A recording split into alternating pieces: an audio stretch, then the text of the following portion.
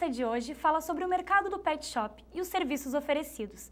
Os bichos entram na onda do consumo e também estão comendo mais e melhor. Para falar sobre este assunto, está presente conosco Eliana Belmonte, que trabalha no ramo do pet. Tudo bom, Eliana? Tudo bom, Bruna. Joia. Então, você que trabalha nessa área, como é visto o crescimento assim, do mercado do pet shop? Bem, Bruna, é bem positivo, né? E a gente atribui isso à falta de companhia das pessoas, né? A solidão, e o crescimento também atribui-se aos animais abandonados, que as cadelinhas geralmente não são castradinhas e acabam dando um monte de filhotes e gerando um monte de animais, e tudo é uma corrente, né? E vão adotando, e tem pessoas que têm filhos também, crianças deficientes, que precisam de um animalzinho para convivência. Tudo isso atribui ao mercado pet, que agora deu um boom, né? E o Brasil tá numa classificação bem positiva quanto a esse mercado. E quais os principais, o que o pessoal mais procura num pet shop, assim? Serviços, prestação de serviços, exatamente, sim, né? Produtos de boa qualidade e serviços. Banho tosa. Banho tosa, serviços de veterinários, sim, passeios com animais, o adestramento, somente o banho, né? O serviço todo. Tu pode oferecer dentro de um pet o que tu quiser, que as pessoas que estão adotando, que estão criando animaizinhos de estimação, eles estão dispostos a pagar por isso. E aqui no Brasil, eu acho que bastante parte da população gosta bastante de cachorro, gosta, né? Sim. Eu não sei qual a relação, assim, se aqui no Brasil talvez o pessoal tenha mais bichinhos de estimação e tal, em relação ao resto do mundo, ou não? Não, nós estamos em segundo lugar. Segundo lugar. Os americanos estão nos levando nesse mercado. Exatamente. E como sabemos, né, para ter um animalzinho de estimação, às vezes requer um custo alto até, né? Sim. Porque é custo com tudo, desde alimentação até remédios com veterinário, tudo. E o que torna mais caro, assim, para te ter um bichinho de estimação bem cuidado? A manutenção, né, que é o banho e a tosa, e a alimentação, tá? As vacinas periodicamente sendo dadas, não tem por que se preocupar, né? São anuais, então é um custo baixíssimo, né? Se for comparar aos que não têm esse hábito de cuidar bem dos animais, né? Então, o teu custo é zero, praticamente, né? Uhum. Agora, se tu não costuma cuidar direitinho, se tu não vacina, certamente tu vai ter um custo alto, porque tu vai ter que pagar veterinário E os principais cuidados, assim, que a gente pode ter que a gente deve ter com o nosso bichinho de estimação em relação à saúde, assim? Levar sempre ao veterinário. Sempre ao veterinário. Sempre ao veterinário. Tá? A saúde também atribui seu banho e tosa, né? Um animal bem limpo, certamente, né, bem cuidado, não vai ter grandes problemas, né? E a alimentação também influi bastante na saúde.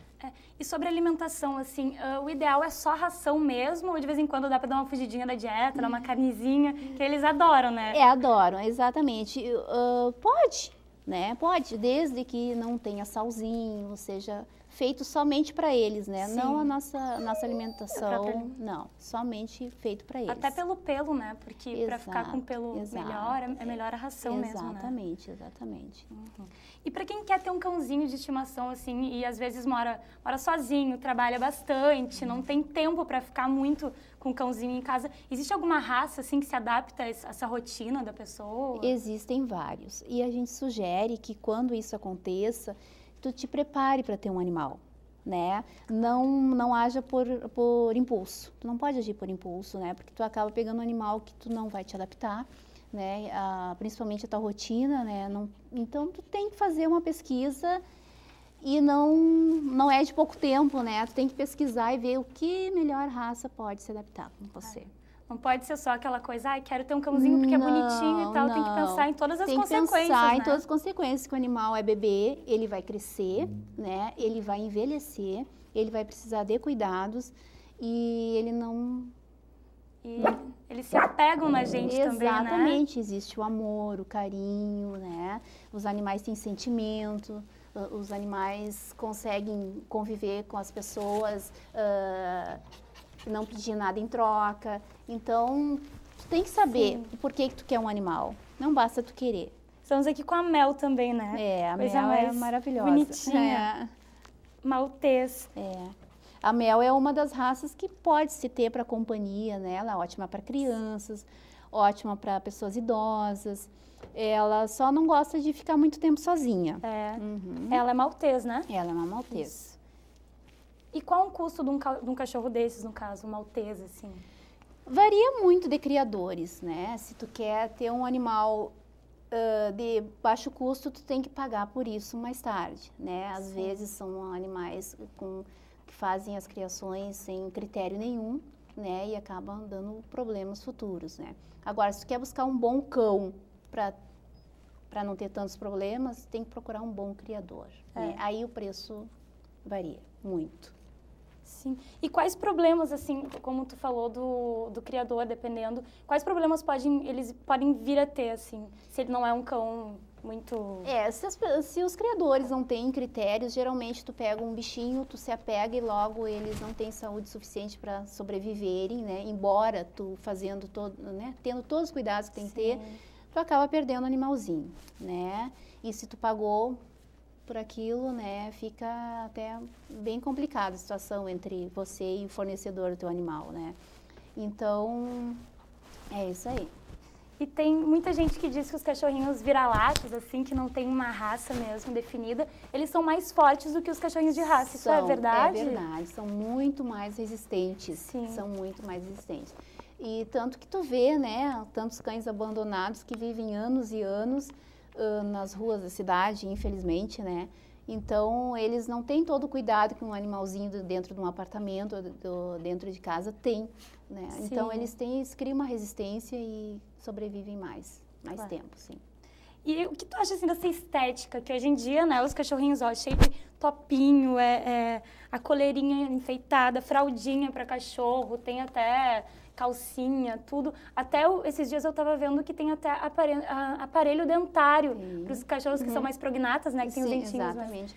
O que isso é bom, assim, ou não é? Tipo, o cachorro nasceu para ser cachorro mesmo? O que tu pensa disso? Eu acho assim, tem pessoas que acham exagero. Eu não acho exagero, né? Até porque existe o mercado pet e o mercado pet tem que sobreviver, né? Sim. Então tem que existir isso aí. E os cães têm que ser bem cuidados, bonitos, eles gostam. Tem cães que já nascem para pet shop, o poodle, por exemplo, ele gosta de ir no pet shop e sair bem bonito. Eles são vaidosos, existe a vaidade entre os animais também. E isso é uma coisa da gente também, que a gente gosta de ver os animais bem limpos, bem bonitos, né? É muito bonitinho mesmo de ver. E eu não sei se vocês trabalham também com um hotel para cachorro, assim, quando o pessoal vai viajar, acaba deixando, como é que funciona isso, como eles ficam? Existem hotéis, mas acredito que nem todos os donos sabem como os animais são tratados em hotéis, né? Que são muito judiados, não existe higiene, os animais são enjaulados, né, de segunda a segunda. E eu sugiro que procurem, né, e vejam a rotina de uma hospedagem, né, porque é muito doloroso para o animal, né, ficar numa hospedagem longe do dono e ainda sendo maltratado. Às vezes eles misturam os cachorros, né? Exato. Às vezes até cachorro com gato, né? Exato. Já ouvi falar bastante disso.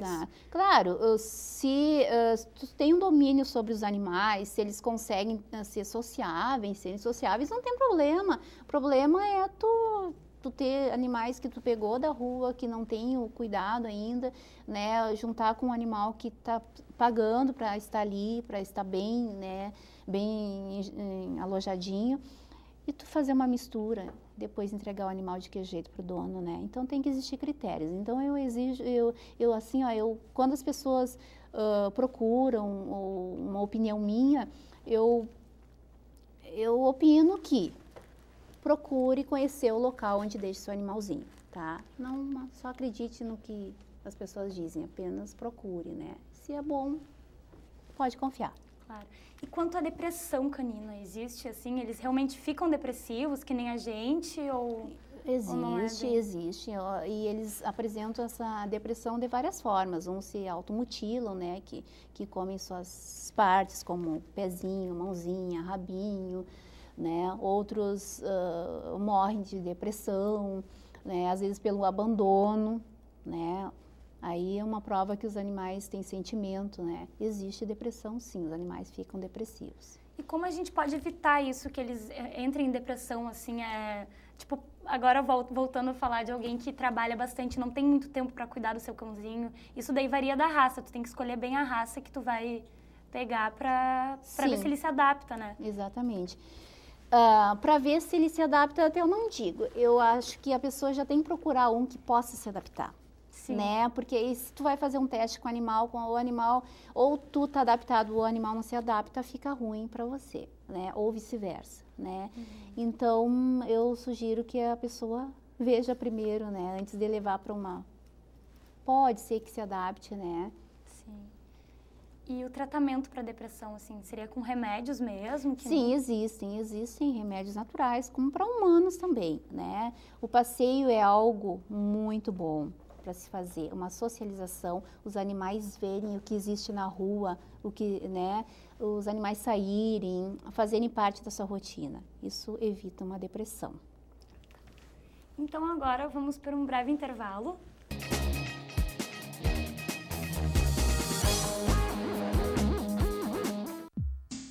Eu vivo a noite do meu jeito.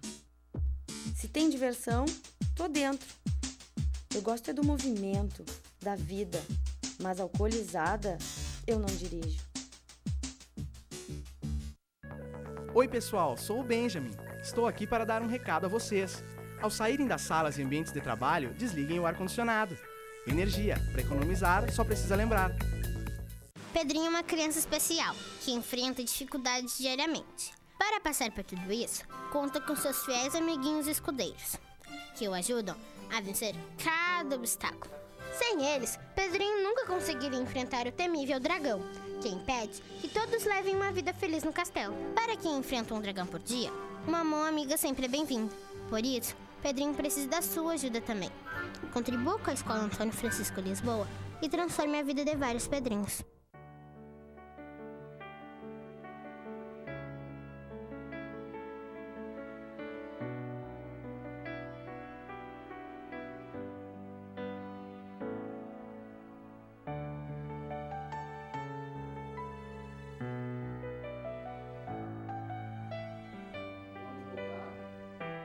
ONG Parceiros Voluntários de Santa Maria, 6º andar do prédio da Cassisme.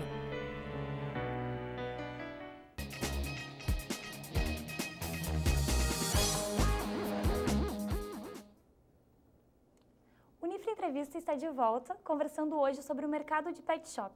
Entre tantos serviços oferecidos para os cães, há também o adestramento. Conversamos hoje com Eliana Belmonte, que vai nos falar um pouquinho mais sobre isso.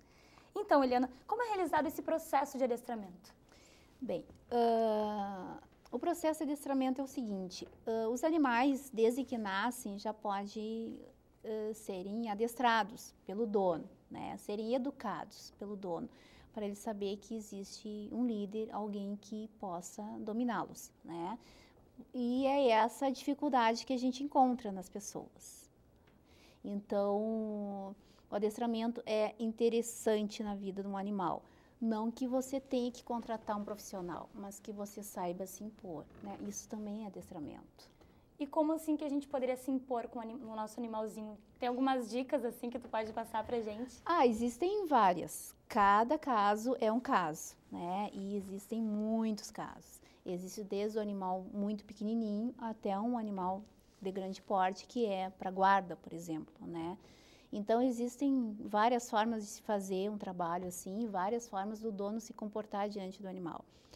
E são tantos detalhes e detalhes pequenininhos que os donos não prestam atenção e os animais acabam dominando, né? E aí depois vem o pavor quando o animal cresce, né? E toma conta da situação, né? Aí já está, para isso existem os adestradores. Tem muitos casos, né, que tu vê que é o cachorrinho que comanda, assim, na casa da pessoa, que Ele que põe as regras, digamos assim. Exatamente. E geralmente são os pequenininhos, tipo o tamanho da mel. Exatamente. São os que mais dominam, né, o ambiente, né? São os mais territorialistas, são os que mais determinam como as coisas têm que serem feitas. E os humanos acabam sendo reféns desses animais, né? Acabam sendo até porque às vezes não sabem como lidar com o cachorro, como ensinar. Exatamente, exatamente. Por isso que a gente tem que trabalhar com o dono, né? Tu tem que fazer 80% do trabalho com o dono e 20% do trabalho com o animal, né? Principalmente com os donos de cães pequenos, como eu já frisei. E quais os cachorros mais difíceis de adestrar, assim? Existem cachorros mais difíceis de adestrar ou todos eles são... Existem. Não são a mesma coisa. Os pequenininhos são os mais difíceis de adestrar, né? Que são animais frágeis, difíceis assim de tu fazer, de dar um comando e fazer uma cobrança, por exemplo, com o material que a gente usa para adestramento.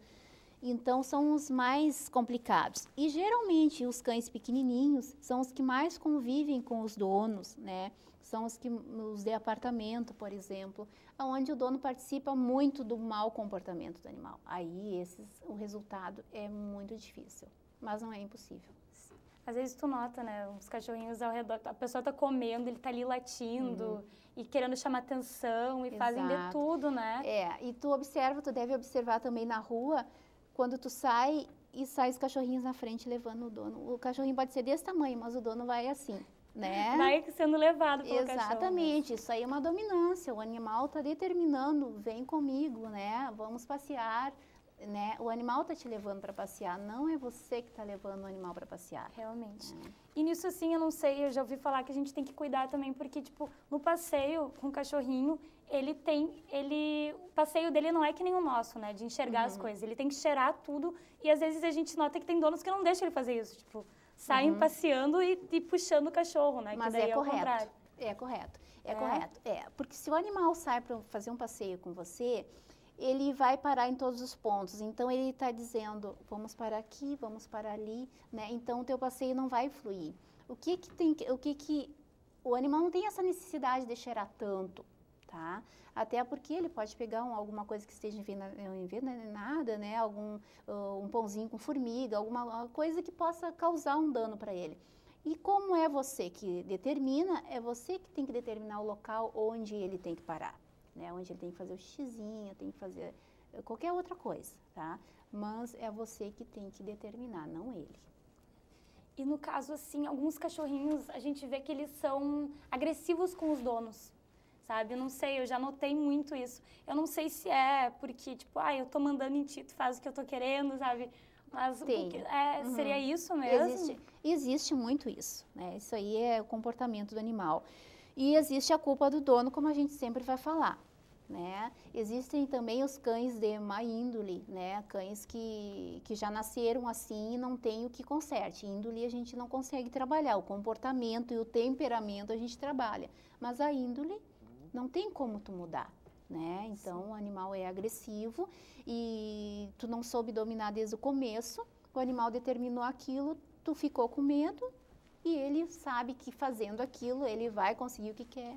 E é isso que acontece. Nessa má índole, assim, seriam as raças tipo Pitbull, Rottweiler, Doberman, não tem nada a ver? Nada a ver, nada a ver. Não pode, essas raças, elas podem conviver com a gente sem problema nenhum. Melhor, às vezes convivem melhor conosco do que um cachorrinho pequenininho, né? Acho que tem muita gente também que pensa que pegando um pitbull deixa ele mais agressivo ainda, sabe? Tipo, tem gente que leva no treinamento pra deixar o cachorro agressivo. Estimula a agressividade. Estimula a agressividade, exatamente, né? Exatamente. Tu tem que fazer, quando o animal tem dificuldade de entender um relacionamento difícil com o dono, o que tu tem que fazer? Uma obediência, apenas isso.